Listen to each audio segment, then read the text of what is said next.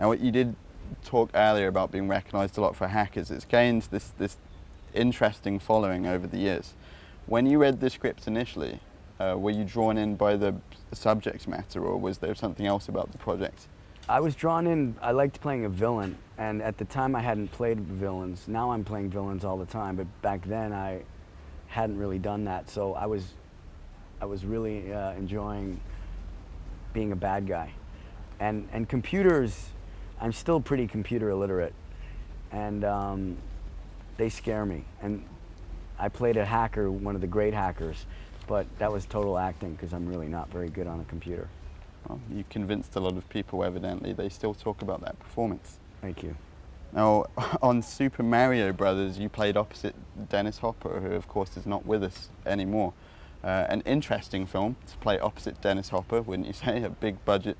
Yeah, that was a spectacle like disappointment. Super Mario Brothers didn't come out quite like we wanted to. It was badly kind of directed, to be honest. And Roland Joffe was the producer, and he's one of my heroes. You know, he did The Mission and Killing Fields, and Jake Ebert's great producer, Oscar-winning The Gandhi, and just didn't come out well, you know. But it was cool to work with Dennis, and John Leguizamo, who played Luigi, is one of my dearest friends. I'm actually directing him on Broadway right now. I'm directing his new play that's coming to Broadway. So a lot of good stuff came out of that movie. Richard Edson is a good friend of mine. Had a good time in North Carolina, but unfortunately the finished product wasn't what we expected. I'm kind of unrecognizable in the movie because I have my hair and no eyebrows, and but So you're a little bit thankful for that. yeah, no, yeah, it wasn't one of my greatest achievements as an actor, but I mean, have you been on anything where the budget was as high as that? Because I'm wondering on a daily basis with something, as I said, it's a big summer tentpole spectacle. Is it just about putting one foot in front of the other, and you don't really have any idea of the finished product? Yeah, I suppose, you don't. Until the lights. Yeah, you go don't up have in the any theatre. idea. No, I haven't. I don't really get cast in big budget movies. I get cast in weirder, smaller, indie. I'm going to do one. I'm doing a scene with Katherine Heigl next week in Pittsburgh. That's a pretty big budget movie called One for the Money, but it's one scene. She's pretty funny. So. You were listed as a crew member on Todd Field's In the Bedroom. What's that about? Well, I actually executive produced the movie. I didn't take a credit for whatever reason, but I funded the movie. I found the money for that movie, and Todd was a friend of mine. I had a film company called Green Street Films, and we financed the movie. Oh, it's an incredible film, so thank you. Yeah, you're welcome. I've always wondered about special thanks sections at the end of movies. We never know if it's simply because the person is a friend of the director or whether they actually made a significant contribution.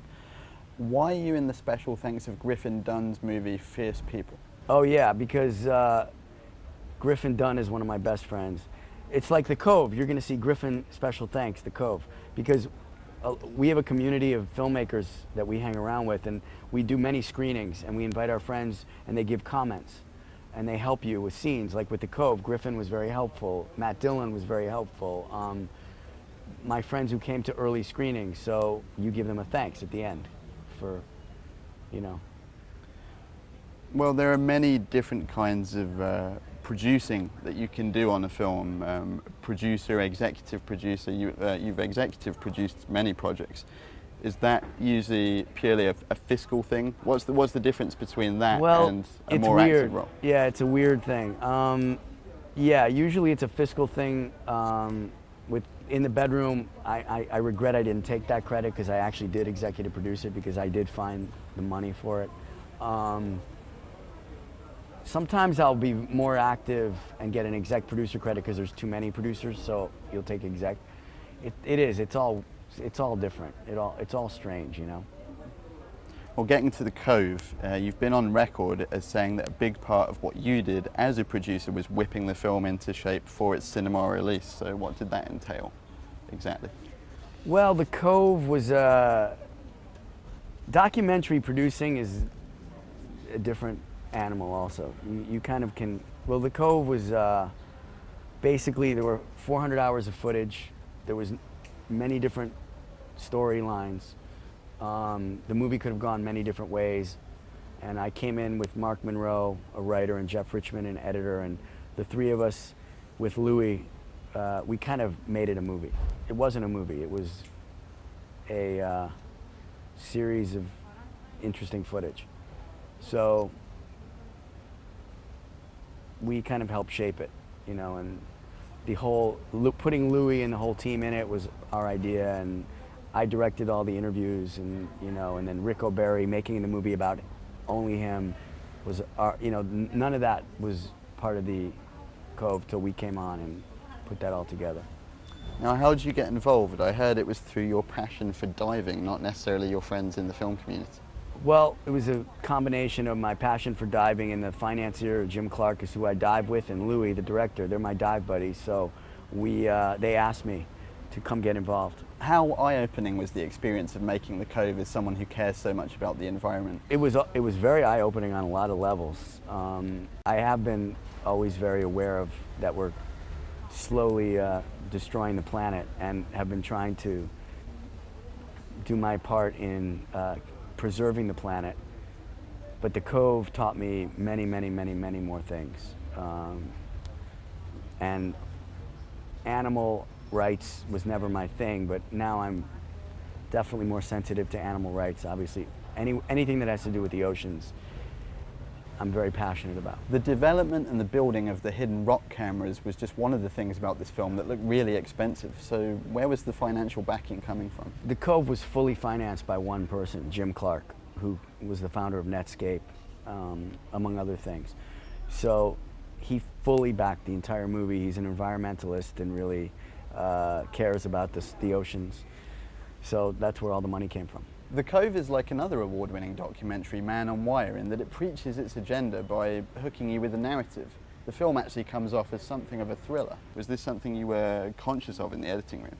Trying to make people forget they were watching a documentary? Yeah, well, the whole point was to create a thriller, because nobody wants to see a documentary about dolphins getting killed. So that was our intention from the get-go. It didn't really sell, it didn't work.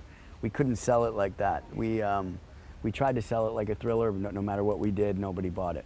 We almost should have made it like Paranormal Activity, where they sold it as kind of a real thing. We should have sold it as a movie and not real, and it probably would have done a lot better. Is this something you'd be thinking about for the next project, in terms of the marketing, I imagine? Yeah, well, making docs, very tough to market. It's a tough market, but marketing doesn't interest me, to be honest. I love making the movies, and then I wish I could but you have to. As a filmmaker, you have to get it out there and continue to sell it. So I'm always open to finding new ways to market.